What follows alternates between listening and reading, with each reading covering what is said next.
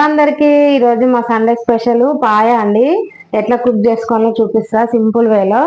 ఒక కుక్కర్ తీసుకొని దాంట్లో కొంచెం ఆయిల్ వేసుకొని పచ్చిమిర్చి ఒక 2 పెద్ద ఉల్లిపాయలు కట్ చేసుకొని వేసుకున్నా. వెల్లుల్లి పేస్ట్ వేసుకోవాలండి. కొంచెం ఫ్రెష్ రుబ్బింది వేసుకుంటే బాగుంటుంది టేస్ట్. పసుపు వేసుకోవాలండి. ఇందులో పాయ ముక్కలు వేసేసేయాలండి. ఇట్లా ఆయిల్లో మంచిగా ఉడికించుకోవాలండి. అప్పుడైతే మంచి టేస్ట్ వస్తుంది, మంచి అరోమా వస్తుంది, మనకు తెలుస్తుంటుంది.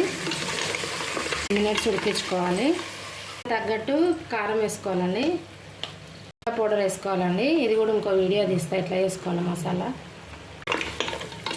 వేసుకున్నాక ఒక 5 మినిట్స్ ఆయిల్లో మగ్గించాలండి. ఇట్లా కారం ఆయిల్ మంచిగా ఫ్రై అయింది. ఇప్పుడు వాటర్ పోసేద్దాం. మిరియాల పొడి వేసుకోవాలండి.